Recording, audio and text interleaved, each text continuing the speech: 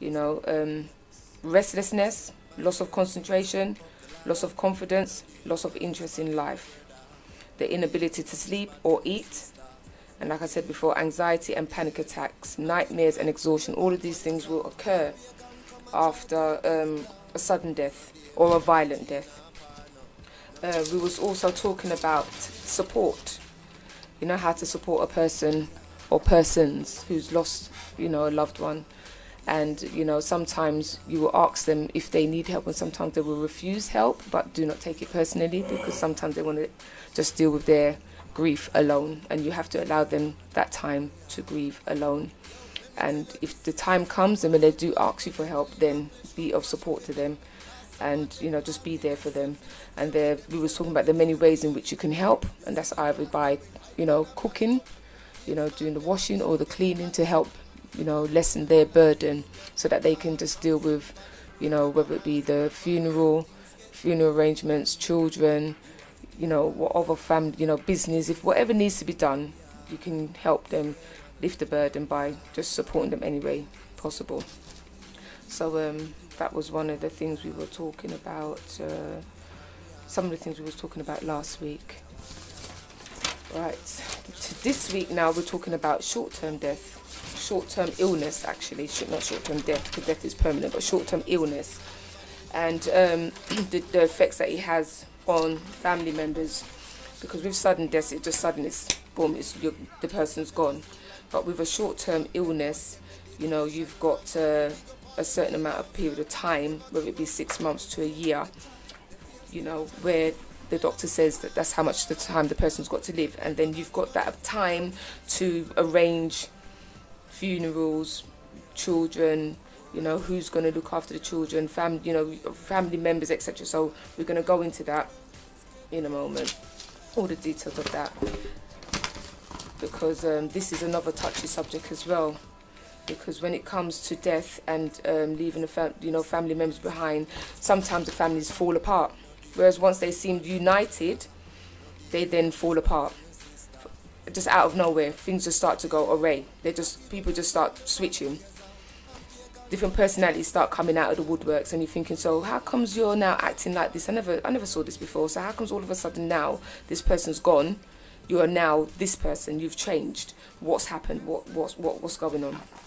So I just want to read out something that one of my work colleagues told me, because I was telling her about my brother's death, and she was getting quite weepy about her brother's death, and she told me that her brother died 6 months after being diagnosed with cancer. And for her it was kind of hard, because she was not allowed to tell her mother. The brother told his wife not to tell anybody, but the wife chose to tell his sister, and on the pretext that the sister must not let the brother know that she knows. So you can see where a problem is there, right there, you know, arises right there. So the wife knew he had cancer. As I said, he asked the wife not to tell anybody, none of his family members, but the sister knew, and she couldn't, like I said, she couldn't let her brother know that she knew. So she had to just pretend that, you know, he was just ill and he was going to get better. You know, she didn't want to let the brother know, of course, because if she'd let the brother know that the wife had told him, then the brother's going to feel betrayed. And again, that's a whole nother issue there. So, like I said, the mother was led to believe that the son was sick and that he was going to get better over a period of time. And the reason why they chose to tell her that way was because they didn't want her to grieve her son too soon. She wanted to enjoy her time. They wanted her to enjoy her time with her son, you know, and with all the good memories, all the plan, you know, well, pretend to be planning, because she didn't know she was pretending to be planning a future with, you know, with the son when he got better. So, so I said to the sister, you know, after this, well, I'll come back to that. After the brother died, of course, the sister went to pieces, because she wanted to speak to her brother and asked the brother, so what are your wishes? When you pass, what do you want done? How would you like your funeral arranged? You know, what would you like me to do with your children? She wanted to get that opportunity to speak to her brother about all these things, you know, but before he left, but she didn't get the chance. So, and also what happened, as soon as the brother died, then the wife, she switched. So, whereas everything was fine before when the brother was alive, now the wife started to get on a bit funny. And my work colleague said that she had to keep the peace with the wife so that she could see her nephews. You know, the wife then started to monitor her relationship with her nephews, and it was making it kind of hard for her to see her nephews. If she wanted to speak to her nephews, she couldn't. She had to speak through the mother, and then the mother will pass on the message to the nephews, but she wasn't sure if the nephews was actually getting her messages. So she said she kept the peace until the children came of age, because there was teenagers by that time. But when they came of age and they were big men, she could then have that relationship that she wanted to have with her nephews. So I asked her then, so, you know, what did she think about keeping that dying wish, because it was her brother's dying wish that nobody knew. How did she feel about keeping that? So she said, you know, she had to accept the fact that that's what he wanted, you know. So there was no her trying to cause any problems and say, no, I'm going to tell. She said she had to accept it. That's what he wanted. And, you know, just to keep the peace, like I said, you know, for the mother's sake, and just leave it as that. So she accepted that. One thing which was really, really important, and I think that we have to do as individuals, as people, we don't like to do it because we don't like to think that, you know, we're signing our own death certificate, but it's to sort out our funeral arrangements before we die.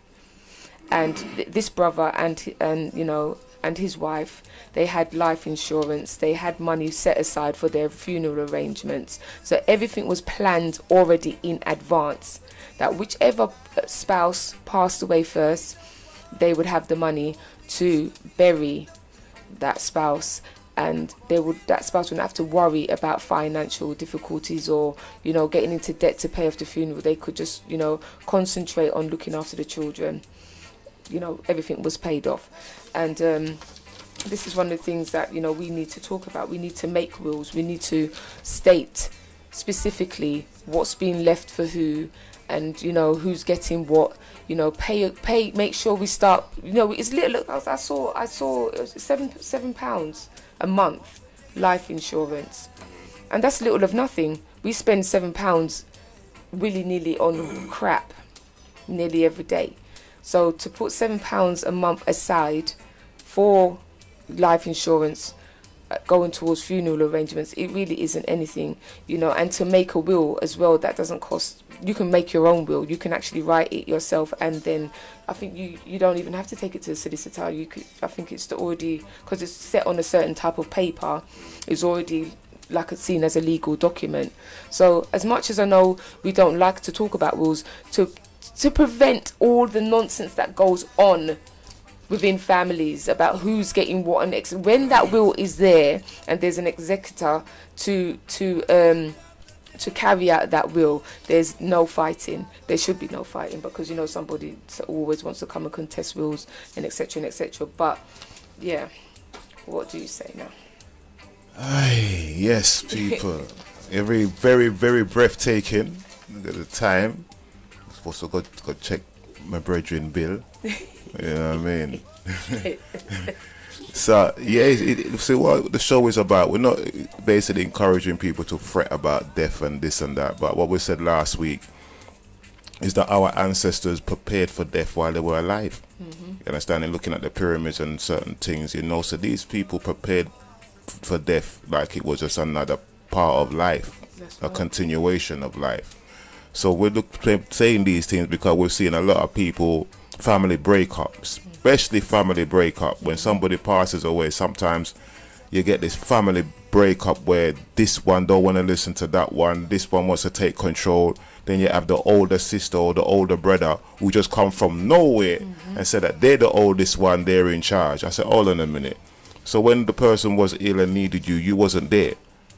You understand? So these are the things that we're looking at, so that when the situation do come up, we have a rough idea of what's stronger to deal with it. Because once a man, twice a child, you know, our parents grow old again, you know what I mean, and become like children. But how much can you put up with a second child, actually a big baby?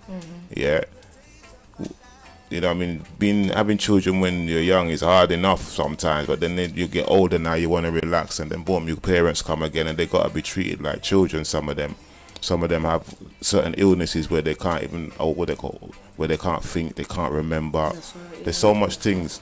So we're talking about this death thing, so that we can know how to deal with it.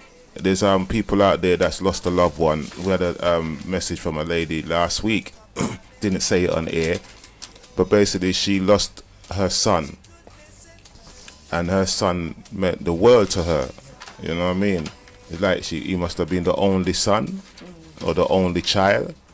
So once that son has gone, she doesn't know how she's going to carry on her life with that gap missing, you know. And we need to know how to resolve these things, how to deal with these things, how to help our sisters and brothers who's going through these things. So your texts and your experience is very, very important. Yes. So when you're sitting there listening to the show and say, you know, I'm texting, then go, WhatsApp is free, you know. Use that. But, you know what I mean, this is what we're about, is growing together, being stronger together and supporting each other. There's lots of the youths them getting shot on the streets and this and that, so you might ignore it now, but if it comes to your doorstep, you're gonna want to know what to do. That's right. So this is what the show's about. People don't want to hear about death, and about you have to die one day. You know what I mean? And we might as well just learn how to cope with it, especially if it's a loss in the family. You know what I mean? We need to learn how to cope with it, and we need to learn how to be strong at the time as well. With sometimes people,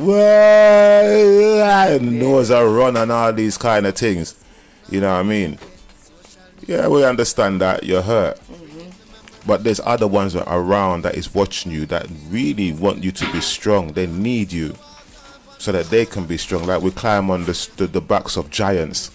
And when somebody passes away, we're looking for the giant in the family, the strong man, the strong woman. Yes. You know what I mean? Yes. That we can say, yeah, you know what, I got to stand up because Auntie so-and-so is handling it well, boy. I don't know how she do it, but you know what? I'm going to move with her because whatever she's doing, I need to know what she's doing to be stronger in the situation.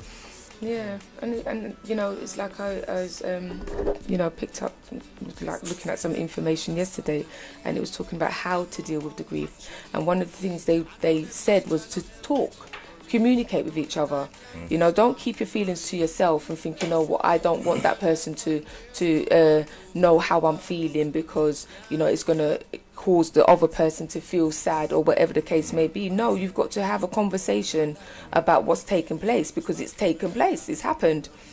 You know, you can't allow yourself to be isolated to deal with it on your own, and that person's isolated over there and that person's isolated over there. No, you know, you come together and you sit down and you talk about how you feel individually. Even the person who is dying, you know, you can't pretend that they're not dying. You know, they're not stupid, they know that they're dying, and it would be very insultive of us to say, oh, you know, let's, you know, die nothing, you know, you'll be all right. You understand what I'm saying? No, they want to be able to express themselves. They may want to talk about the past and what they may have regretted in the past, or what they wish to, you know, you understand what I'm saying? They've got to make their resolutions for themselves. So, you know, you've got to allow them to say how they feel. Yes, it's going to be very, very painful to hear someone closing their life down, you know, coming to the end of their life. But, you know, you've got to, like I said, allow them to come to that is it the conclusion? Can I call it a conclusion? Is it a conclusion? Closure. Yeah, closure. Yeah. Closure kind of thing. Yeah. But as I say, I'm listening and still trying to make the listeners understand. All tight, Ragga sends a big blessings, calls to you. Blessings, you know what I mean? Blessings, my brother. Blessings. You know, You see, Bill, I wait for me, you know. Yeah, you know, I left me here, I have to go know. and check him. I have to check him. I have to go and check him. You know, Bill can wait. You tell Bill that if you make Bill wait here, him just get red, you know. And when him get red, him lock you off. So Bill now wait. Bill don't wait for no guy. See, Raggedy, this is why I told you. What did I say to you? What? Come keep the company. Yeah, I know, but Bill already called me and say, yo, if you link me in a brethren. I say, yo, Bill, don't call my phone and tell me say me for link you. Bill say, listen, link me, I'ma lock you off. Simple things, no talking thing. It's true. No, so I gotta go and check Bill today. I should have checked him yesterday, but I didn't go check him. So I know say today he's not even gonna be playing. Yeah, so I have to go and check him. Yeah, so you go check Bill then. Right, you know, got people, when Bill come, you don't want him to get red and call for reinforcements and lock you off. You don't want That's that. Right, yeah. So today, so people, this show, we're talking about, we said dead people to make it blatantly blatant, but yeah, if I try to sugarcoat the thing, say we're talking about loved ones and people who's lost their loved ones and people who are grieving or when the situation comes, what to do. I can't 100% tell you what to do, but we can give you our experience of what we've been through and what we've gathered amongst other people. Yeah, so today we are talking about, last week we talked about, was it sudden death? Sudden death, yeah. Yeah, sudden death. We talked about sudden death last week, so that if you walk down the road and you slip on a banana, you're gone, boom. You know what I mean? It's a shock to the system. With a little bit of recap on that. Yeah. You know what I mean? When a young one gets shot, boom, sudden death, shock to the system. Yeah. You know what I mean? It can shut you down. You know what I mean? And like the lady we were talking about from last week, she lost her son, her only son, and it's like her world's end. Her world's just come to a standstill. Like she believes there's nothing else to live for. Now, what kind of advice would you give a person like that? I know some of us ain't qualified, but the little talking, you know what I mean, will help. You know, That's right. the little talk. I got a couple of things to tell her still. You know. Yeah, because what I was saying is, we can give her what can I say, one size fit all solution, but you'd have to speak to her personally and talk to her personally. Then you can pick out exactly what, you know, you get what I'm saying, cater to her specific needs. You understand what I'm saying? Because like I said, it's not a one size fit all thing. It's an individual personal experience that the person's going through. So as much as that, you know, we can say, yeah, we can do this and do that and do this and do that, you know, that person will need specific counselling, one-to-one specific counselling. You get what I'm saying? So yeah, I've got some information anyway. I'll give that, you know, a little bit later for the bereavement. Listen, different you're organisations. gonna have to take care of Bill, you know. You want me to take care of Bill? Yeah, you're gonna have to take care of Bill because he's telling me like, yo, you come link me in 4 minutes, you know. So you want me go? No, I'll have to go and take care of Bill. Right, somehow. I mean, I don't think I'm gonna.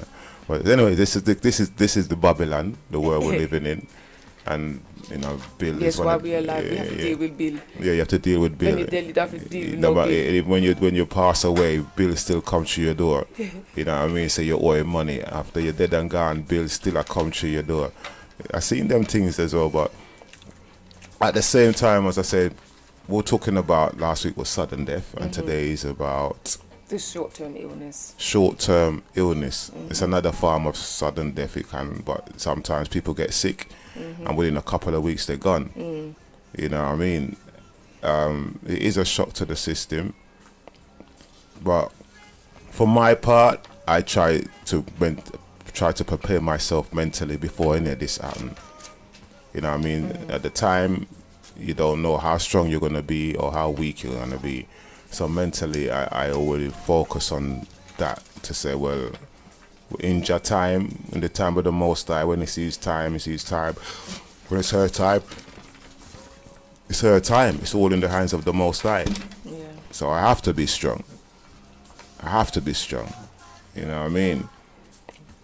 You have the 9 night now, where everybody's dancing and playing music and domino and eating and drinking, and obviously you got the thief in the nine night that's up in the bedroom looking for something. You know what I mean? Auntie so and so who just come from Jamaica, thinks that she run things. Pillaging and You know what I mean? I want to know who own the house and sort out everything. Don't worry, my dear. You just take care of the people. We will sort out everything.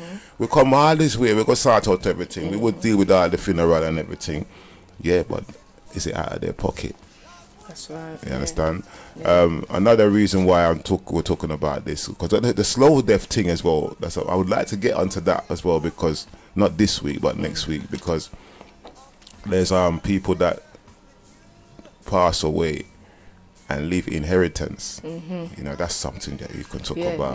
They pass away and leaving the inheritance, and none of the rightful owners to the inheritance get nothing. Right? And I know you lot are familiar with this, you know. So this is why we're talking about the whole thing, because we are going to expose them, thief in black art people. After the 9-night then. Yeah, after the 9-night. These are the thief after the 9-night. Yeah, I mean, for real. You have some people that are just thief the angle of the coffin if they could have did that, but you know what I mean? And I have to go deep like that, because I've seen funerals where people come there who don't even talk to the person that's buried. That's right, yeah. You know, and I've seen of funerals that people go there and the person in the hall, you owe them a bag of money. You go to their funeral to show your last respect, but you owe them money. But you don't even consider to say, I give this money to the children or give it to the wife. So listen, I did owe your man a little change, you know, I not have it all, but there's something to go towards it. No, some of them say, boy, I'm gone now, you know, so I mean, I have to pay that money. That's a wicked way to think. You know what I mean? Not considering his wife, his family, his children need support. You know what I mean? This is why we do these things. You know, this is why the Muslim man them bury their people so quick, because it ain't gonna cost them nothing. They ain't got no time for this 9-night thing and sit down and eat, drink and be merry and whatever and see what them can get. Nah, brethren, you're dead. You better make sure you wake up quickly, because they're gonna just they cremate them, innit? No, so they bury them. They bury them. Yeah, and bury them. I don't think they cremate. Wow. I think they bury them. Some of them cremate. Some of them cremate. Yeah, some of them. Their system is completely different, you know, from everybody else's system. You know, they have their system on lock. They know how they're doing their thing. Yeah, so if it's the next day, they know how. They know, bam, everything's already sorted. Then plot is already sorted, it's already bought up, and everything. It's already done. It's sudden. I've had a brethren that was a good brethren. Actually, I could say he contributed to me being here today. Still, you know what I mean. And I talked to him, got through everything, and then I said, then we'll just do what we got to do. I ain't heard nothing from him for a month. And a month later now, his wife phoned me and said, oh, he passed away. I said, like, what? I just saw the brother last month. I talked to him the other day. And she's saying, oh, he just passed away peacefully. And that was a shock to the system. Yeah. Because it's a brother that, when he come next week, I'm going to sort out this thing. But so that was sudden? It was a sudden. No, he was ill. Oh, he was ill. We was both going through some illness. Both of us was going through a similar illness, but I chose a different path to him. We both went on the same path, and then I stuck to the thing. Yeah. Okay. Yeah, and he decided that path weren't right for him. He's gonna try and do some other things, because he doesn't feel comfortable there. So I said, boy, I feel all right, yes sir. And through the mercy of the Most High, I'm still here, but he's not here. Yeah. But I reckon if we did stick to the same path that I was on, he may have still be here. Okay. But he didn't. You know what I mean? Sometimes too much knowledge is sorrow, because you seem to, what would they say, don't see the simple or the simplicity of the Most High. Makes it very simple. Yeah, I hear what you're saying. And sometimes because we have so much knowledge, we go deep and pass it. Yeah. You know? And that can actually bring on mental imbalance. Right, and that's what basically happened. So he passed away. Yeah. You know, so it was a shock to the system. And it's still kind of like a shock, because it's just sudden. Yeah. And you still can't believe that it's Yeah, it is what it is. It's like, nah, man. No, man. I can't believe that. No. So why can't we believe it? But you know what? I think the reason why we say we can't believe it because of the acceptance. We can't accept that now. Death has actually arrived. That guy is your brethren. This guy here. He's your brethren. Get close to him like you want to kiss him. Yeah. He tells everybody what you're saying. Oh my God. I mean, right, so that's what she's talking. There's a mic. It's a mic, yeah. I'm introducing her to Mike. To the mic, but I'm hearing this little feedback, so I need to turn that down there, don't I? Yeah, you can do that. Yeah, that's one way of dealing with it. Yeah, that's why we have things called headphones. See them thing there with the round sponge on it. Yeah, it's called headphones. Yes, I can hear myself now. They put them on them round things on the side of your head. Yeah, I know, but these because my head is small. Yeah, they just drop off. So I might have to get tailor-made headphones. No, just eat a whole heap of potatoes. Oh God, I can't deal. Make your head bigger. No, sir. I don't want big head. I don't just use one side of the headphones then. So lean to the left. All right. All right. So as we move along, people, do some headphones exercise around here. You know. Right. So we have to lighten up we have to lighten it up a bit because it can be daunting for some people. You get what I'm saying? So we do have a little banter going on so that it's not too heavy. You know, because it is a heavy subject. It is a heavy subject, but if I was to deal with it on how I really want to deal with it, people were going to say I got no compassion. Oh, could it be like that? No compassion. Laughing and joking, talking about dead people. It's not funny. Yeah. So what you want me to do? Cry. And cry till you get weak. And then you got no strength and people need you. This is the thing. You understand? Yeah. People still need you. You know what I mean? Even for those who think like their world's gone because they've lost their loved one, you're still needed. There's other people that love you. So how long are you gonna wallow in your thing and don't realize there's people that love you too, you know? And they want the best for you. So when you're there and you're not doing what's best for yourself, you're making them feel down. You're making them feel depressed. You're making them worry and them stress because you're not eating, you're not looking after yourself. You don't care. You lock yourself in the room or the windows closed in a darkness. We don't want you to do that to yourself. And the person that's passed on don't want you to do that to yourself either because they've only left the flesh. Their spirit is still around. That's my opinion anyway. Yeah. Their spirit is still around. Our ancestors.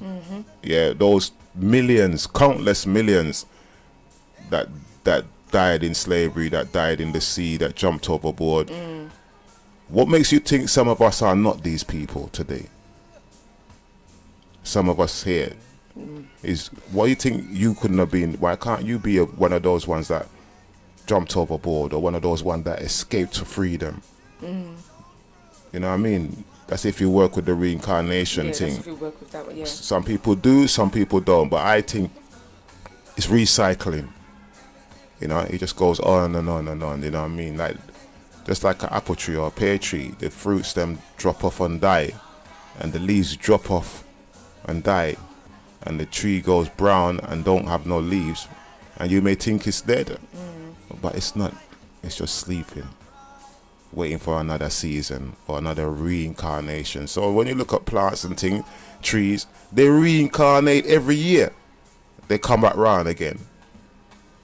They go to sleep, they come back again. So I look at nature as well. Nature is a good guidance for our lives to see how the Most High create things and when things die and then when they come back, and those that don't come back. There's some plants that you plant and them have one life. You know what I mean? Like certain fruits and certain vegetables, you know, once you cut them or pick them, that's it. You know what I mean? So my dear, what would you like to say on not on the fruits and vegetables? Because I know you know about fruits and vegetables. But yeah.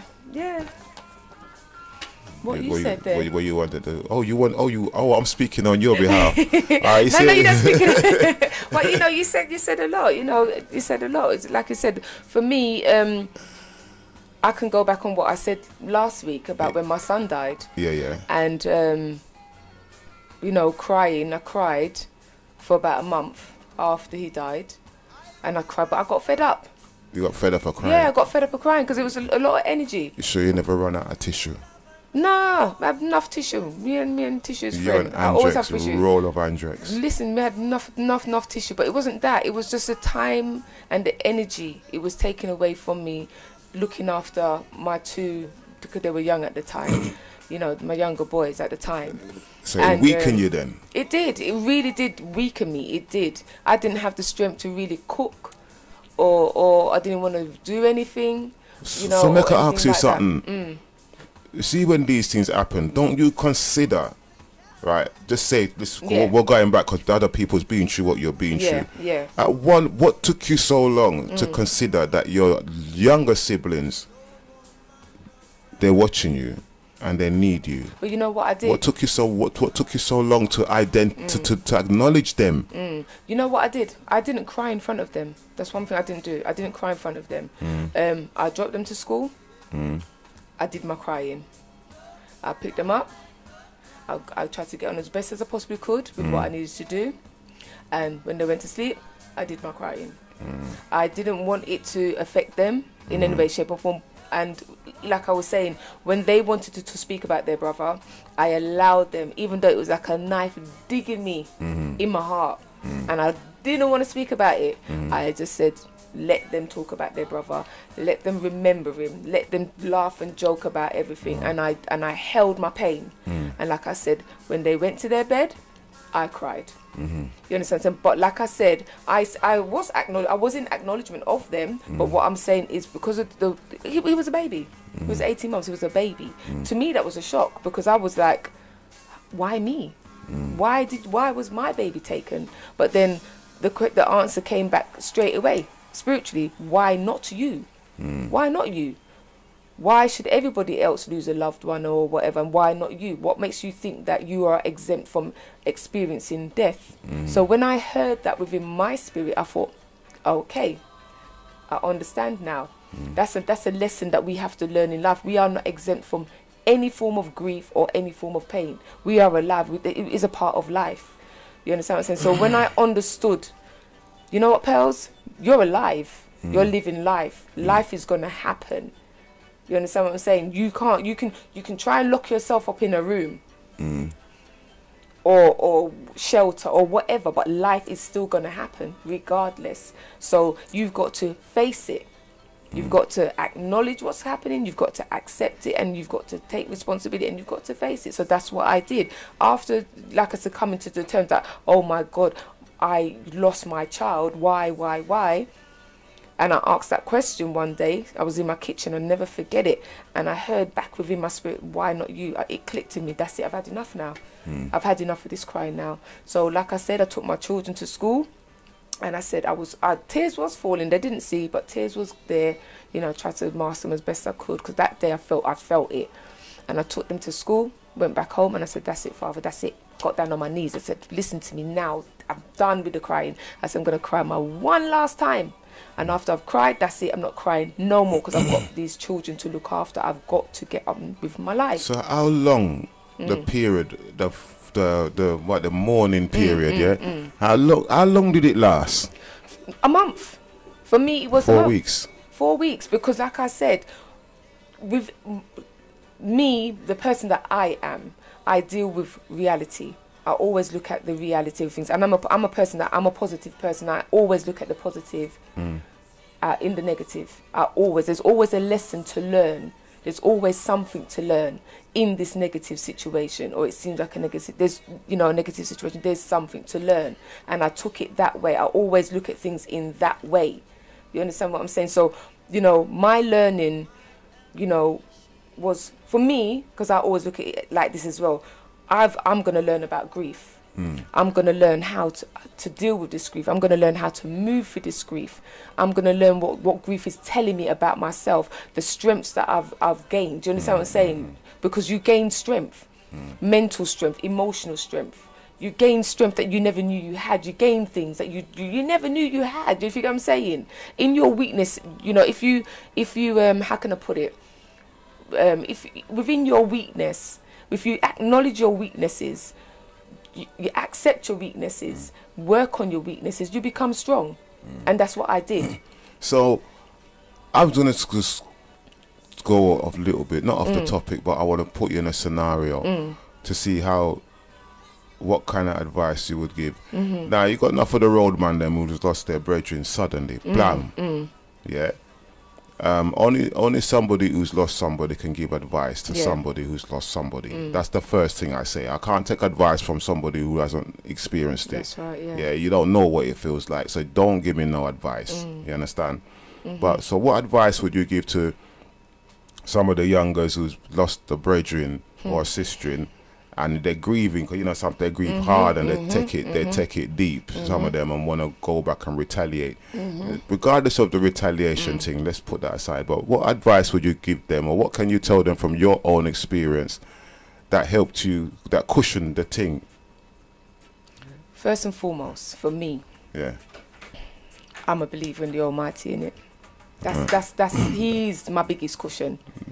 Yeah, I know not everybody has that belief, but I have to say that was my cushion. First and foremost, that was my cushion. Yeah, and I knew I could talk to Him and say, I need strength today, and I knew I was getting that spiritual strength.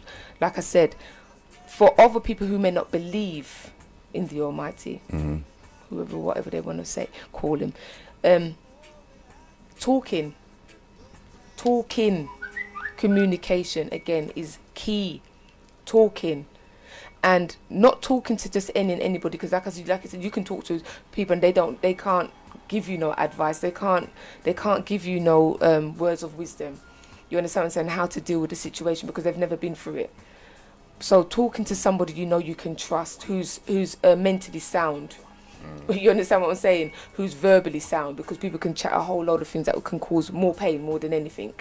You know, talking helps, and not being afraid of what you're feeling, not being ashamed of what you're feeling. You understand what I'm saying? Because sometimes you feel, oh my God, like we say, we're crying, and oh God, it's not a weakness. It's not a weakness to cry. That's your natural feeling. That's your natural emotion. That's what you're gonna feel when you lose somebody. When you lose, listen, if I lose a pound, I'm vexed. A pound? Yeah. What do you mean? Every mickle make a muckle, you know. So if I lose a pound, imagine you go shop and you got 99p, you want 1p, and you don't have the 1p. Right, okay. I'll give you the 1 pence before you leave. Right, so yeah, that's what it is. I will give you the 1p before you leave. Yeah. I've got some old pennies around somewhere. All right. So, family, they were talking about dead people, right? No sense, not the way, I'm not talking the way you would expect to talk about this particular subject, because it's sensitive, but one of us has got to just hold it up, you know what I mean, and be strong and show you, say you are strong too. And I'm being through the experience as well, with enough of us has been through the thing where we've experienced the loss of a loved one, you know what I mean. And I've experienced the loss of a couple people still, you know what I mean, and see people dead in your hand and those kind of things, you know what I mean. So when you go through those things, you have a rough idea to say, well, you know what, I know to myself that it's not an easy road. But as you said, the one thing what you said there is that first and foremost you relied on the Almighty. And for my part, when I was on my way there, because I knew, so I had a feeling, I didn't even know until I got there, you know what I mean. When I got there, I saw the person dying. I said, yo, you're not gonna make it. You're not gonna make it. So I just asked the Most High to give me strength, because I know so my strength is not strong enough to deal with this right now. So that's the first thing I said. I said, Most High, give me strength, because I know that my strength is, the strength that I have is not strong enough to deal with this. I'm just being real to myself. So I need your strength. I need that inner strength to deal with the thing. And I got it. Yeah. I got it. That's right. You know what I mean? And while everybody was screaming and crying and the spirit of death come, because this is another thing, the spirit of death, when the spirit of death comes on people, right, you can, I see it anyway. I've seen it myself. I've seen it. I saw it myself, and that's a whole different story that I'd have to tell you. You understand what I'm saying? Because I can tell you before my son that I saw it. You see that the spirit of death come? I saw it. Right. And even my son saw it. Right. But I didn't understand what was going on. Yeah, it's like a crossway. It's deep. Yeah, it's deep. It's deep. When it came, And my other sister and her son and everybody was in the room and everything. And the spirit of death come. You want to hear people start scream out. And I'm looking, you know, and I see it, you know what I mean? And everybody in the room is scream out. You know, like them want to run out the room. But there was nowhere to run. You know what I mean? So there's a lots of things and tales what we're going to be telling you. We're also going to be playing you some testimonies as well. We didn't get enough for this week, but next week I will get some testimonies. We got some already from the funeral parlor people who've had enough of sewing up bullet holes in the black youth them. Yeah, we played that last week. I would like, well, you've heard it during the week as well, but this brother had enough of patching up bullet holes in people. You know. Also, I've spoke to Shirley. She's gonna come in. You're gonna speak into the mic. Yeah, she's gonna come. Shirley's gonna come in. Who's Shirley? Remember the Qigong? The one that that's right on the ad. Yeah. Oh yeah. Yeah, I was with her yesterday. So she's got, you know, techniques of how also to deal with grieving. You know, because you know, when we get anxious and we don't breathe properly. We don't breathe. Yeah, we don't breathe properly. We start breathing from the top part of our lungs instead of the whole lungs and our belly, etc. and etc. She's going to come in. When would that be? I'm going to set that up with her because I told her I'm going to speak to you today. Yeah, so she's going to. Yeah, so yeah, she's glad. She's happy to come in and share, you know, and give some advice how to cope. How to deal with this thing. Yeah, how to cope, because you know it all goes hand in hand with each. This show is a very important show, or else I wouldn't be sitting there. I would have dealt with Bill long time ago, and I'm taking a risk making Bill think that I'm gonna come fine. Check in. The Almighty have you, man. Yeah, no, you're doing his work. But we have to do this show because no one ain't talking about it. No one. Everybody don't want to talk about it until when it comes on your doorstep. You know what I mean? And as the funeral man said, when the young ones out there taking another life and this and that, and when somebody goes out there to take a life, to push a knife into somebody, it's a very simple thing. People don't realize how easy it is to take a life. It is so easy that it's unreal. You're gonna say, is that it? Yeah. It's just a simple thing like that. You don't. I can go into detail and tell you the hardcore side of what it's like, but I'm just saying. The point of the matter is that it's so easy to take a life that you'll be shocked. Some people have an argument and a brother just give a guy a punch. Wherever that punch land, that's right, yeah, can cost the other person his life.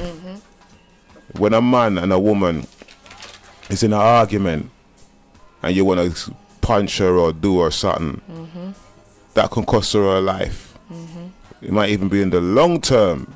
Few years down the line, she's starting getting head pains and this and that because of what you did a few years back or a year back.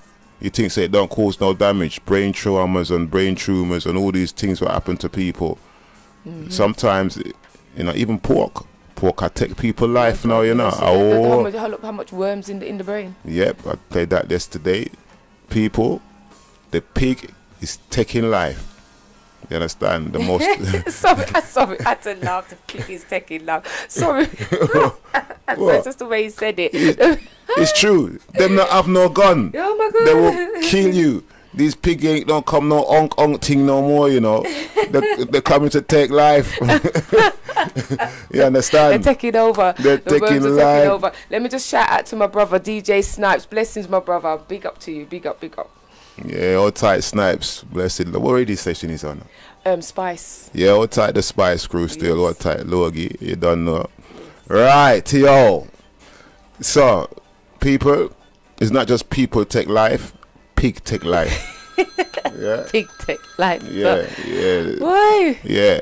And the chicken then? You have to go talk about the chicken then. E. coli. If you don't wash the chicken or cook the chicken properly, the chicken is taking life, and it's going so far that even tropical sun is taking life too. I don't mean the sun outside the window, you know. I mean the one on the shelf. The one on the shelf, an island sun. Island sun. Tropical sun. Yeah. Someone the next one called sunshine. This. Do you notice when they put things when they want to make food to kill us? You know, they put sun on it. You know. Yeah. You understand? So anything to do with the sun, tropical sun and tropical this and tropical that, and the people that sell the thing come from somewhere like Essex. You know what I mean? So they don't know the tropical thing, but the tropical sun is killing people. There's a seasoning from the tropical sun people, and it has a whole heap of little miniature cockroaches in them. Right, so when you buy your seasoning, check your seasoning, because there could be some of your not alone friend walking up and down in there. We should just raw ginger, garlic, thyme, and what the next one there? Your black pepper and your salt. Right, but what's happening is this: the earth is showing you we have to go back to nature. That's what I see. What's going on? Yeah, we can't allow the thing, the tin food. Yes. Burn that, because when you eat that, you're actually eating the metal from the tin. That's and right. if you don't really think that's true, when you open a can of food, smell it and tell me, say you can't smell the metal. Yeah, that's I right. lie, I tell if you say you can't smell the metal. So if you can smell the metal, it's in the food. That's what used to kill off the sailors back in the 1800s and that. When they go on their long ship ride, the tin food killed them off. But we're not going to go into too much of that. Coming also on the baked beans and toast, you know what I mean? The bully beef. and the bully beef. The baked beans come in a tin and plastic. But we're just showing you that we now have to go back to Mother Nature, and we have to grow our own herbs. That sound good. Yeah. We have to grow our own herbs. Yeah, man. That sound very good. You know what I mean? And our seasoning and our thyme and all these things. You know what I mean? We have to grow these things and use them. You know, make sure you got a little thyme growing in your garden, a little mint growing in your garden. These things grow more or less all the year round. I grew potatoes in this day. I had potatoes on my windowsill. I was growing potatoes on my windowsill in my kitchen. I didn't have to put them outside. Okay. And it was quite nice. Thank you very much. Okay, well then I'm gonna go. I know some people, some Polish people. They got some big thyme growing in their garden. I'm gonna knock their door and say, "Excuse me, see that bush what you got there? I noticed that you're not using it, and and I got a good purpose for it. So I'd like to clear your garden for you." Yeah, I went there. I took their apple. I took their plum tree. Really? Yeah, I just chop it down and take it. I don't blame you though. And I plant it. Yeah, they're not using it, so I plant it. And let me just say, we're not digressing from the subject, because it is all because it's low death, because we have to talk about death. It comes in many ways, but we're not digressing. It's all a part of it. So we just to let them know, just because I think that we're digressing. No, we're digressing. I am digressing. So I'm going to tell people. Are you trying to lighten the light? Yeah, I'm trying to lighten. Yeah, because some people must have just lost someone and they don't. Oh, no, I don't want to hear about it. You have to listen, because we're all got through it. Yeah. So what we're here to support you. Yeah. Yeah, we're here to support. Yeah, I don't know about me. I just give you a little advice. I'm here to support. She is here to I'm here the lady, to support. I keep saying she, That's right, my name. Alright then, my name is here to support you. Lady Pearlz is here to support you. Yes. I've got information here for you that we can, like I said, it's not a one size fits all, but you can take out of the information what you need and, use that information for yourself. But I will advise counselling, bereavement counselling. I would advise that. You know what you need to do? I think we're going to do a show on the food that they're putting out there to killing black people. Yeah. Because that's still talking about death. It is talking about death. Right, so I was going into the food and thing, but for real, we're going to start sort out the food that's killing, because people, I'm not being funny, but it's not even a joke, They're really, really out there to take out some of our people. And the food alone shows me that they're not joking. And who's selling the food? None of us. Yeah. Who's importing the food? None of us. And when you look at the food and where it come from, it's somewhere in Sussex or something like that, but it's supposed to be tropical. People, we need to start taking care of ourselves, and don't eat anything anymore.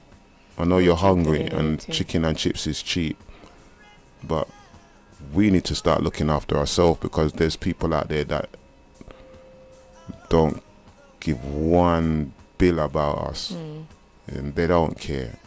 Have you been through the list there? I see you have a wonderful list there of the top 5 things. Yes, to do when a loved one is dying. The top 5 things to do when a loved one's dying. Right. So, the top, it says, number 1, don't assume you are supposed to know what to do, which is, a good one to put at number 1, because sometimes we don't know what to do, and then we will go in doing what we think needs to be done, and just cause a whole lot of mayhem, a whole lot of problems.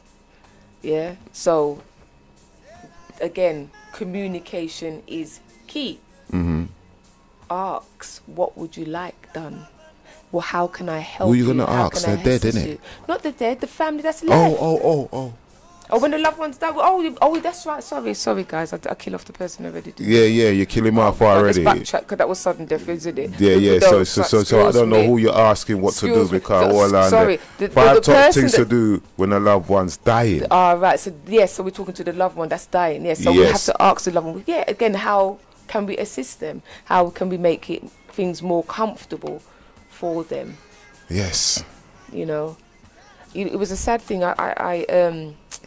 I knew this man from I was a child, and to see him deteriorating over such a long period of time was very, very, very sad.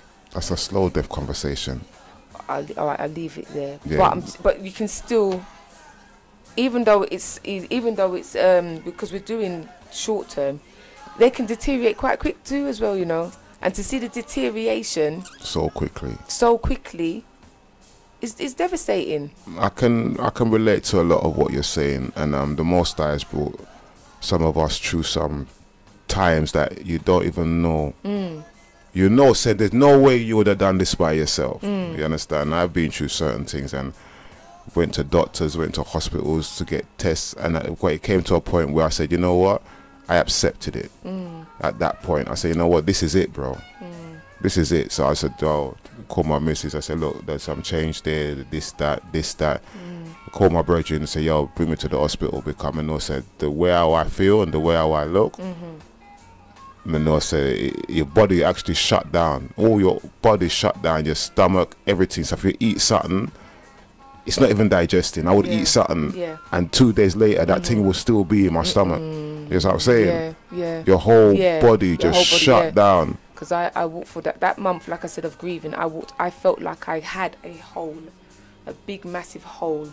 Just you can put your hand through. That's how I could picture it in my mind's eye, that you could actually put your hand through from front to back. I had this big hole in my stomach. Okay, well, that's another talking on that, is that when you love someone, you give that person X amount of you. Yeah, you do. Yeah. Whether it's a child, whether it's a woman, our man them who love them dog. Yeah. Well, they do. Yeah, of course. Some people love them dog, you know, like that's their brethren. You understand? Right. Yeah. So as much as the love that you give to someone, when that person goes, that space that they filled up inside you becomes empty. Yes. So when you feel that pain, that's the pain, because that space, that energy that was in there is gone. Yeah. That's what you've grown over time. Yeah. You understand? That's why I'm sure certain man them say, yo man, sometimes when a woman is hurt, she gets literally physical pain. Yeah. Like a menstrual cycle pain. Now I'm telling the man them too, that can happen to you too. You know what I mean? You feel it. Yeah, you feel it to the core of your being. Yeah, you feel it. If you're really genuine and you know so well, yo, you really love this person, and that person, anything, it will take a time, but you will feel, you will know what it's like to be on your period, man. All right, I'm telling you, you will know what it feel like, because that pain that you will feel. You wouldn't believe it. How come you're feeling so much physical pain when you lose a loved one? How come there's pain? People don't realize this. You can get some serious pain. You know what just come to me? Even though we're talking about death, permanent death, and we just said loss of a loved one. Loss of a loved one. Loss of a loved one, the person could still be alive. Spiritually. Alive. As in mean you talking alive. Oh, like they leave you. Yeah. So we can talk about that another time, because that's another death. Yeah, because that is death. You know what I mean? In relationship, you know what I mean? You split up, and what mommy said, burn your belly. You don't understand that. But if a woman leave you or a man leave you, and that love that you have for them, you suffer grief. You crumple up, brethren. You understand? Crumple up. like a baby trying to get back into a shell, like you're trying to go back in your mother's womb. You know what I mean? But you can't go back. You know what I mean? So that's another, pain. That's another death. That's a death in itself. Yeah, that's the same thing. Whether you've lost a loved one or somebody leave you, that energy, that love that you have for them inside you. Once they take that, or it's been taken from you, you will feel pain. Like how you said, you felt that empty hole. That's right. It was massive. That was the space of the love of the child that you had. That you had so much love for that child. It took up that much space inside you spiritually. So there is a lot of things involved in dead. Even like I said, the mental part of it as well, because you mentally get mentally imbalanced as well. You get what I'm saying? Because I remember, okay, now my son was 18 months. So imagine 18 months. I've had a routine with him for 18 months, and he died on a Wednesday. So Thursdays come, I've not got that routine no more.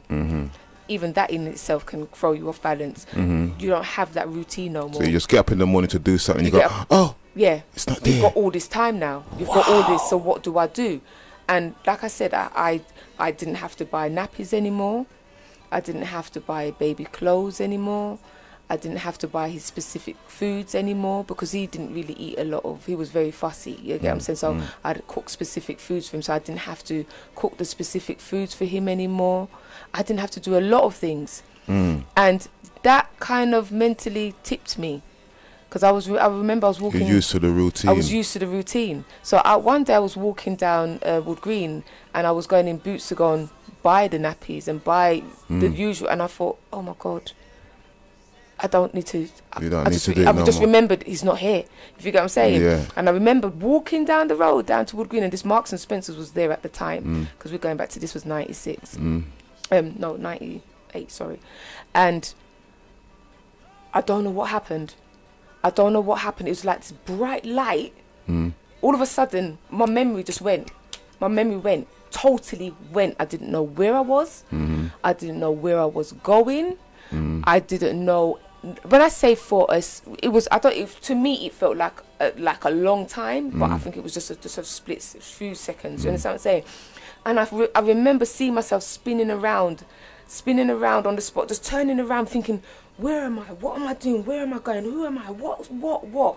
And I remember holding my head. And I'm like, what? And I remember I felt like I was in this cocoon, but it was bright light. You know what I'm saying? And I literally felt like madness was coming to take me. But like I said, I'm a believer in the Almighty, and I knew within that split second that it happened, He just took me out of it. And it's like I just came to myself, and I was like, and I had to hold my head because my head was hurting me so bad. And I knew madness was coming for me. Madness tried to take me that day. You understand what I'm saying? Yeah. Madness tried to take me that day. And I found my house so quick because I had to get inside. And I thought, wow, oh my gosh, look how near I was to losing it. I look at it as like,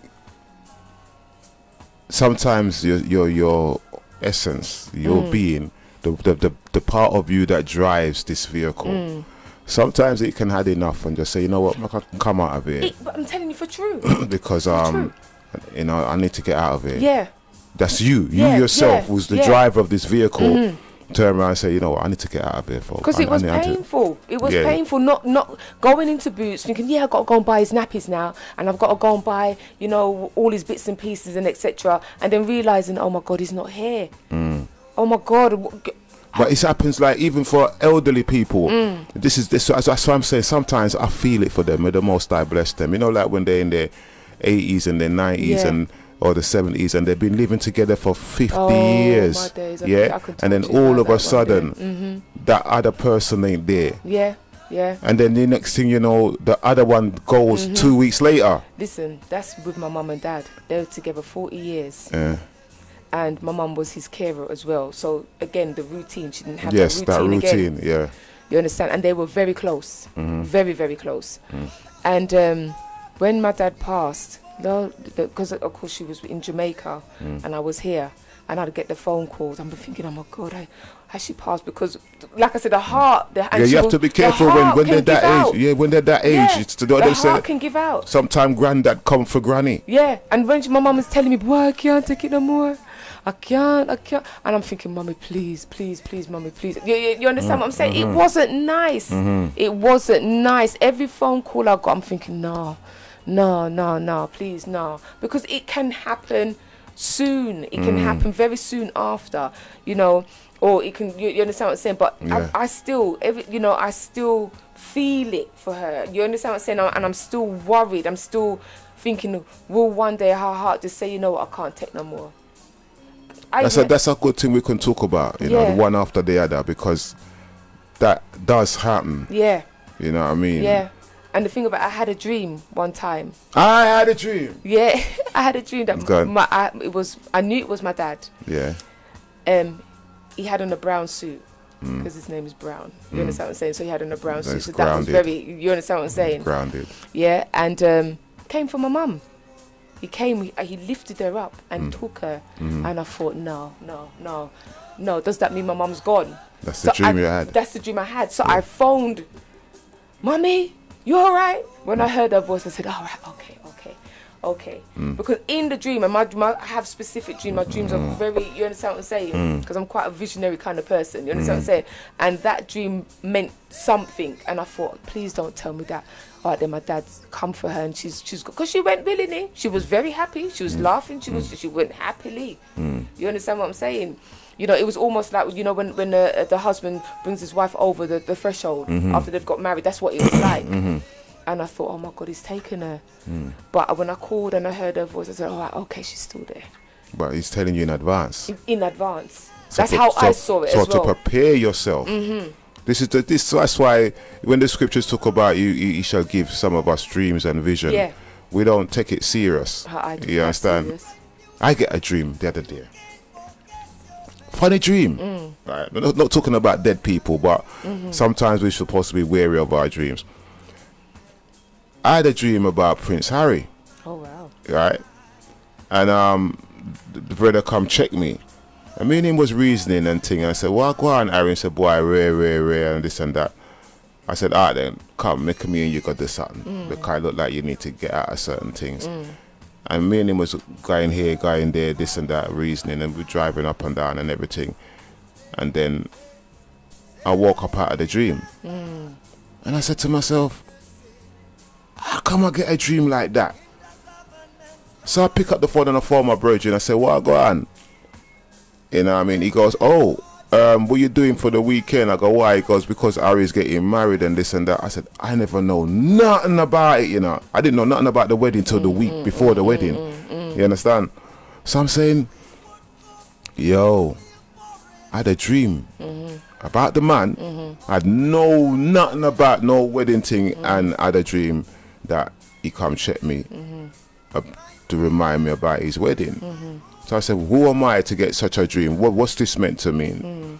So I look at the bigger picture. Harry, or him call himself the Duke of Sussex, no? Oh, is that what they're called? Yeah, they don't want to call him Prince Harry, but me I call him Prince Harry or King Harry. Yeah. We're going to link up. I say these things, you know. Sometimes I say some things and people say, it can happen. Some foolishness, you know. But I don't care what you say. Everything you have around you, you thought about it before you had it. Yeah, the car you have, you think about it. That time you don't even have a car. You know what I mean? So, Harry, we're going to link up. See, when after you done deal with the wife and thing, and when everything come back to level and you have your honeymoon and we'll link up. And people, it's going to happen. Yeah. I'm going to do this, you know, just to prove. I'm going to do this just to prove to people that anything is possible, you know. So I'm not going to link up with Ari. Right. I'm going to do it. Yeah. So just going back to dreams, though. Yeah. Sorry to come off the thing. Like I said, but again, we're still not digressing because people will have dreams of the loved one. They will have dreams of the loved one. They might even see them. But listen to me now again, I go back to my son. Right, my son used to kiss me awake every morning. Every morning, he used to come and kiss me awake. Yeah, smile at me. and because he thought it was funny because I would jump out my sleep and you'd just see this big fat face there, and he would smile at me. After I buried him now, I was just laying down. I'm sure, I don't know if I was sleeping, not sleeping or whatever, but all I know, my eyes were closed. And I just saw his little face and I felt the little kiss. You understand what I'm saying? And he went. And I said, okay, you're okay. You're all right. You're gone, you're all right. And that was another thing that helped me to carry on. To carry on and get over his death. Yeah, I've seen that. Yeah. I've seen people pass and then they come. I saw one girl sitting on the end of my bed. And it was my sister. You know what I mean? But that's something that we're going to go into another time, because we need to go through this, through these top things, because we've done a lot of work to prepare, and we'd like to share this. Yeah, it's all right. Then it says the second one on the top 5 things to do when a loved one is dying. Make it a priority to demonstrate your love for the person who is dying. It says that the fact that your loved one is dying can be overwhelming and scary. Do your best not to let sorry guys, I can't. Well, you run out of ink. The machine ran out of ink. Well, I can improvise and say, do not let it show. Do not let what show? You know that you're scared. You get what I'm saying? Because then you're going to cause the person to feel anxious. You might speed up their death. You understand? Keep, try not to. It says here. It says, if you enter your loved one's room and say something like, your colour looks good today, when you both know he or she is dying, your real communication says, I can't handle this, I need to pretend it isn't happening. So it says, be honest, be authentic, be you. It's okay to let them see your fear. Okay, so I improvised wrong. And distress. But don't let that overshadow your love. Express your gratitude to them for the ways they enriched your life. Share happy memories. And yes, do say goodbye, but do it tenderly. Don't be afraid to touch the dying. It says nothing communicates our love more than holding hands and stroking our loved one's hair. So being affectionate with your loved one. Keep that bodily communication, that touch. Touch is very important. Like I said, be honest. Speak about it, because they know themselves that they're going to die. So there's no point pretending. So let's go. Number 3. It's a lot. We've been talking a lot. But number 3, it says, respect the authority of the dying to make his, her, or her own decisions. Right? It says the person who's dying is the boss.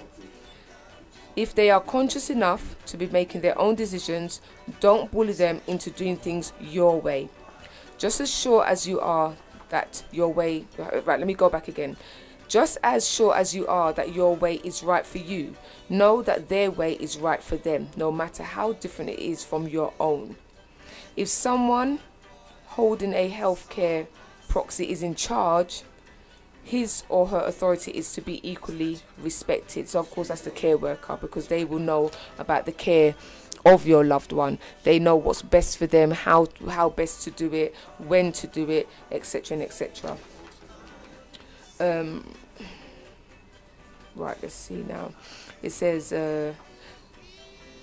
as a result, a lot of financial, legal, physical, mental, emotional and spiritual life or death decisions get made in a hurry and at the last minute. So it's like I said, these are the times that you need to speak about what you're going to do. Funeral costs, care, all these things. You need to have communication. Communication is key. Constant communication. You can't stress that enough. Constant communication. Constant communication. It says, do your best to quickly align yourself with the wishes of the dying. It is their death, not yours, which may sound a bit harsh, but it is their death. They know how they want to go. And they do choose, I've been told, and do believe when they want to go. I need you to write down something quickly. Right, yeah. There's a pen. Yeah. Right, it just come to me. Okay. Right, we're going to talk about this. Yeah. Some people know when they're going to die. Yes. This is something that I will need to talk about, right? And they actually prepare themselves for death before they die, right? I'm gonna give you a couple of testimonies of people know. that I know that knew when they were gonna die. I'll just mark it like this. Right. It's alright. I'll score in it so that when I get it, the thing. In the work. Work, man. No, I'm not working. Blow on it, man. Listen. You hear this old school blow on the pen, you know? Well, it does work. Let me see if I got I'll tell you how to make a pen work when it don't work. You just warm it up with a lighter. No, you might melt the tip. No, it's alright, you warm up the thing. Hang on a minute. Me have one pen in here. Hang on. I need to get that down before we even... Yeah, because I've scored on the paper, sorry. No, hang on. Excuse me, people. Excuse me. There's a there's pen. a pen. You see? You see, the show's live, you see, so you're going to get all of the, the ins and outs. You hear the amount of noise. You hear the amount of noise, people. The big crocus bag that she bring. You can hear the noise. Of course, but you see, the crocus bag that I'm bringing is actual information, proper information that I want to give you guys. Make sure that pen right there. Yeah? See, so I'm going to blow up on this one as well. No, make I blow on it because you're not blowing hard enough. Alright, you see what I mean? Woman thing. It's not got nothing to do with no woman thing. It's the pen thing. It's dry. It's summertime. Summertime. What is this? Can I have a pen, please? And the feeling is easy. Alright, look, we continue. Alright. Was it? You know when he was going to die? Alright. And quite a few other people. He did know? Yeah, he did know. He said that he was going to live up to a certain age. And he did. Up to the age. That's true. Actually, I did read that in the book. Yeah. Yeah, I read that in his mum's biography. Right. Yeah. Yeah. So there's quite a few people that knew when they were gonna die. You know what I mean? And I have seen people that knew that they were gonna die. And the funny thing about it is, they can actually call people to them. Now you're going deep. Before they die. Now you're going deep. Yeah, you're going to deep. You're going deep. You're going to give me deep. Right. We're gonna talk about that another time. I need you to write it down. Yeah, because I've actually been called to a place. Yeah. And a whole heap of mad thing went, and I was called. But the reason when I got there, I realized it wasn't the environment, the people that called me, it was the person that was dying. Oh, right. Needed me there. Okay. Yeah. So they caused chaos. Okay. Amongst other people, and people start fighting and everything. Oh, wow. And then they called me, and then I went there. But if they never called me, I wouldn't have gone, and then I wouldn't have known that that person was gonna die that night. Okay. So they knew. But it's a deep story because this is the thing. It's a deep story. And the thing about it is, I'm glad you said that, because many people are experiencing these things, but they never say it, never tell anyone, because they think that person's going to think I'm mad. These people are going to think I'm mad. If I say this, people are going to think I'm mad. I've just said to you about the deaf angel. I saw the deaf angel. You're the first person I've mentioned that to. You understand what I'm saying? Because I don't care what anybody thinks now. I know I'm not mad. I know what I saw. You understand? I know what I experienced. You understand what I'm saying? It's and there are many I'll still people. be your friend. Don't worry. Oh, you're my friend. I'll be your friend. So can That's all that work that you did, I don't want you to do it in vain, though. This one here, no, this won't be in vain. But I've just got to make people know, because there's some people, I've got to let them know that the deep things that you're dealing with, you're not alone. We understand these things. We've got to let them understand that we here on Bless, because we are blessed. You understand what they're going through, and then that will give them the courage to open up about their experiences. Don't you think? Yes, we got Brother Femi here. Brother Femi, what's your views on people dying, man? People dying? Yeah. It's a natural thing. That's one of the only guaranteed things about life. The fact that at some point in time, we will pass on. And when we understand that the primary objective of being here is to learn, then death should actually be something that we look forward to and embrace, because it's a natural part of being alive. So whilst you're here, make the most of the time, learn as much as you can, look after your physical body and your health, be as good as you can to other people around you, and whenever death comes, it comes. Take it. We're going to talk about this. You see, that's Brother Femi. He'll be on in a minute, right, talking about the girl message and stuff like that. Yeah, there is so much things we need to cover, but yes, I don't like call people mad, because that MAD, mad, don't make it. No. What, Right, madam? I'll call you lady then. Miss Lady. Alright, lady. We Oh, didn't discuss this woman. already. Lady Pearlz. My name Woman. is Lady Pearlz. Or woman. Woman. Woman. Woman. No, don't do it with the woe. The Well, woe is like a was a warning. Yeah. In the Bible, it's a warning. Yeah, Woe. woman. Well, that's what it I'm is. a wombed man then. It doesn't say I'm a womb. woman. It says whoa. Double O. Yeah, Whoa. but that's woe. But womb is womb. It doesn't say womb. It say whoa, man. Otherwise, like when you're on a horse and the horse is getting out of hand. Whoa. Whoa, man. Whoa. Nah, I don't agree with that. God, don't say that word ain't womb. No. It doesn't say womb. No, it It say doesn't whoa. want either. Wait, whoa, man. Whoa. Look, you're sketching on this. Whoa. Okay, please can we finish it? I'm sorry to interrupt. I'm so sorry to interrupt you, but we're All right, not. okay. Let's get. What's the next one? What I say? Respect the authority of the dying to make his or her own decisions. Yeah. Accept that he or she is dying. Don't fight against it. That's another big one. Say that again. Accept that Yeah. he or she is dying. Don't fight against it. Accept it. Accept that. The I person don't is- accept it. You don't accept it even though they're ill. No, I don't accept it. Why you don't accept it? Because I know that it's not over until it's over. But then suppose that is the over. But supposing it's not, and you give up and make it the over. But then they go as far as they can go, and they goes to know how far they go, and then when they get to their end, Well, it's over. it's not over till it's over. So let me ask you a question, Bless. An 88-year-old woman is falling ill. It's not over till it's over. She gets taken to the hospital, A&E. They decide that they want to continue to resuscitate her. And this woman is saying to them, leave me alone. I'm dying. Let me die in peace. Should they be telling her that, no, we have to continue resuscitating you until you actually will no longer, can no longer be resuscitated Right. because it's not over till This it's goes over. back to what we were saying. Some people know when they're going to die. And that person who says, no, don't resuscitate me, don't put no this on me, they know it's their time.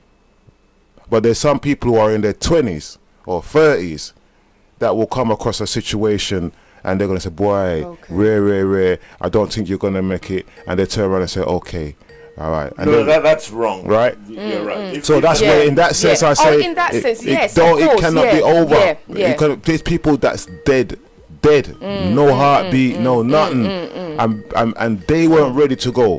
But for some reason, 5 minutes later, their heart kicked in again. Yeah, because they wanted to live. Yeah, they were Yeah. dead. They were dead for a good 5-10 minutes. I can hear the phone ringing. Where did you hide the phone, my I friend? didn't have the phone nowhere. The phone's right there. Oh, it's no, I can hear it for you. Okay. Oh, it's the Skype people. What go on, Skype people? Oh, sorry. I forgot you was there. Ellie Rogers. Oh, are they This- calling? they're in Port. Where they? What's that place? Ibiza. Oh, okay. Yeah, man, it's all good. It's all good. I'll take the Skype people. What go on? Mr. Williams, how are you doing? Give me a call. No. I'm not giving you a call. All right, that's the Skype massive then. Yeah. Big up the Skype massive.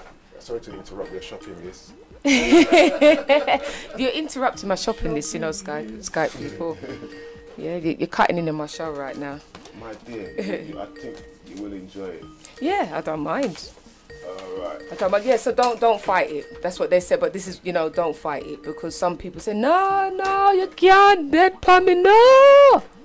Yeah, but maybe it's their time. No, you can't do that. Well, in relationships, they say, no, Don't leave me. leave me.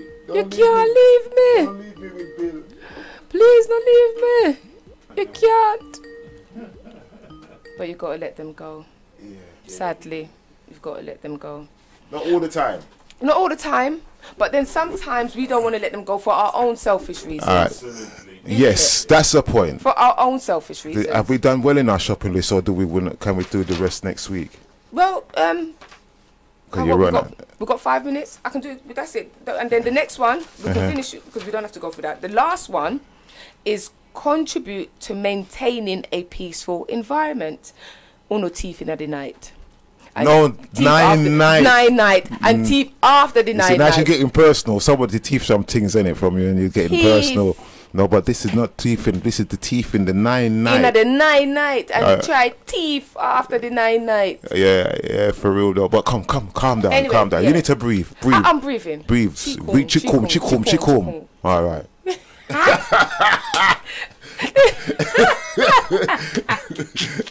Yes. I'm breathing. Okay. You know, you see, this is what I'm saying. Death brings up, you know, all kinds of emotions, and you know what I'm saying, we got, you know, let the people them know. Yes, it's real. It's real. Yeah, it's real. It's real, people. Yes, so, man. It's real. It's a serious thing out here. Yeah. So, we're talking about this thing. As I said, there's people that's going through certain things, and who's Eddie? Who's Williams? You know Mr. Williams? Yes. Okay, all right then, because he's in the chat room. Yes, he needs to join on. Yeah. So we're just adding these people. Hold tight, Mr. Williams. We see you. Who else is there? So is it Mr. Williams, Gregory? Who else is there? Raina.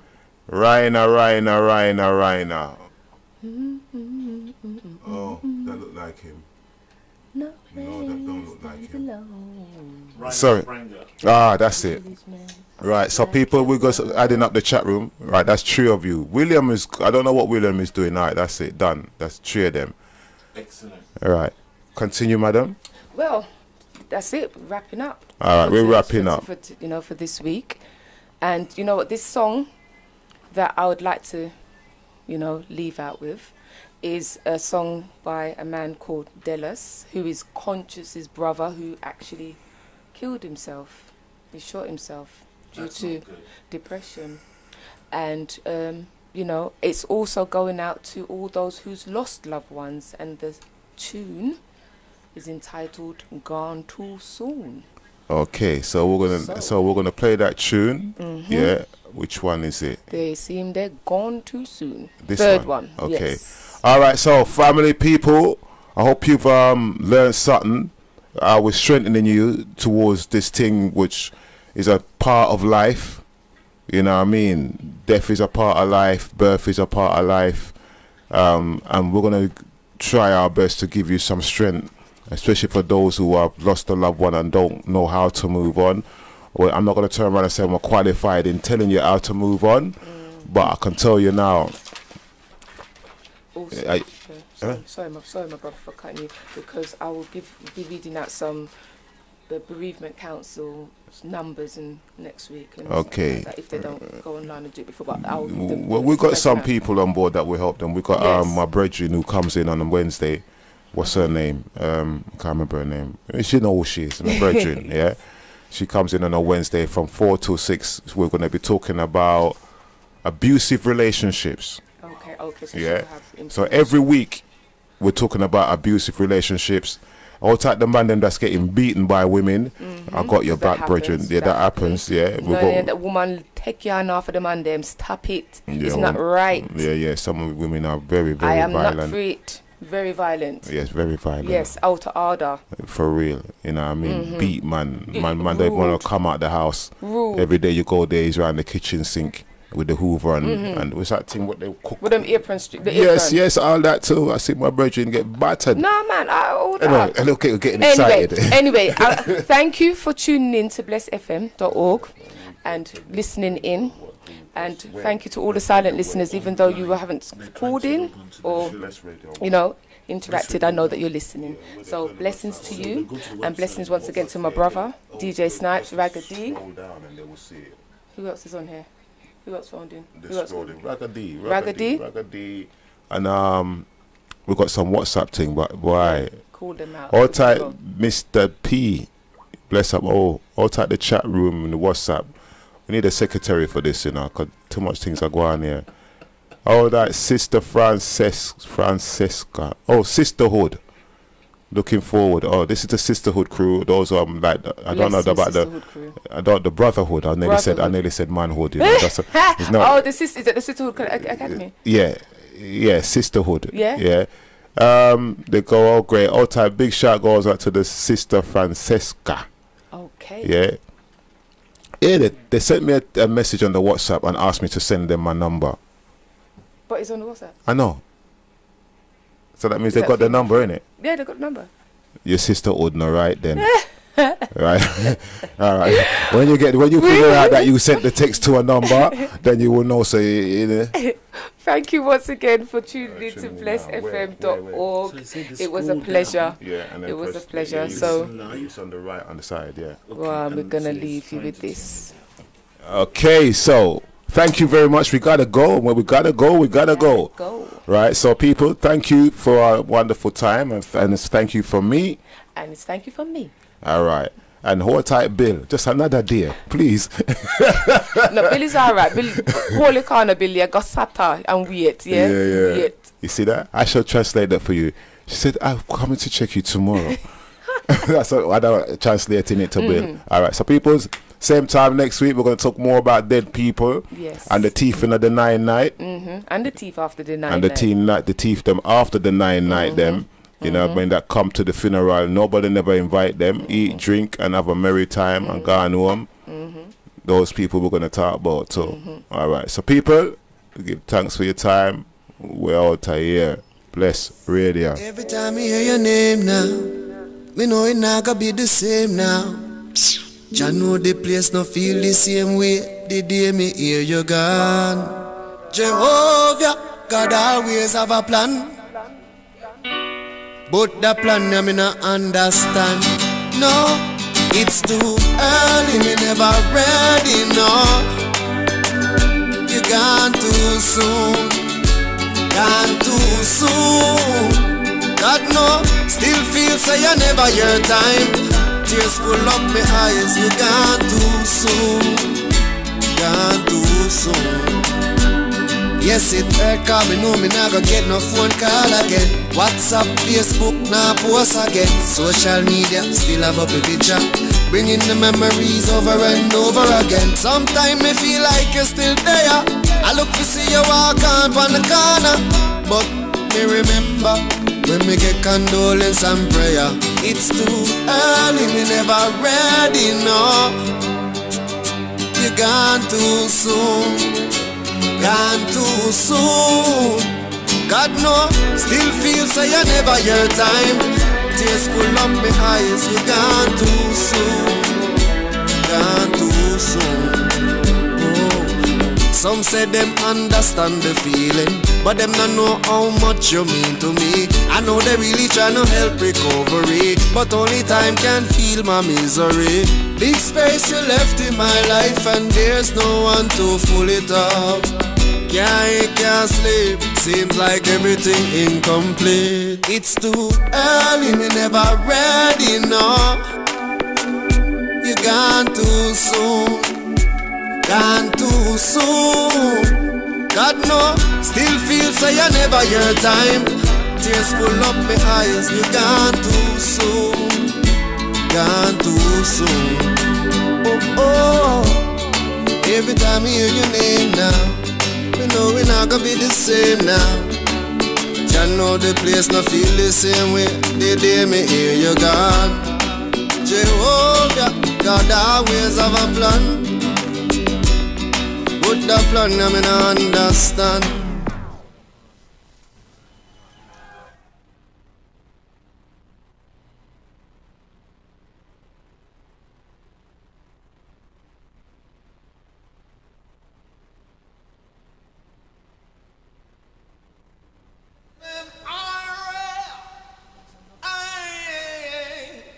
No cigarette smoking in my room.